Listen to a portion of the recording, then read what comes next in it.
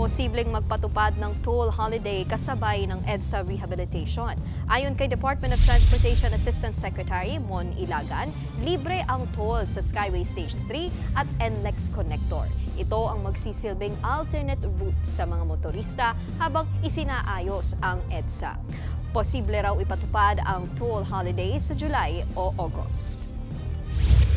Sa bahagi po ng Skyway, maaring daanan po ng mga motorista itong sa Buendia hanggang Balintawak area. At sa NLEX po naman, dadaan po ito sa Espanya, Magsaysay hanggang sa Caloocan section. At ikokonekta naman po ito sa mga lugar na papuntang North area.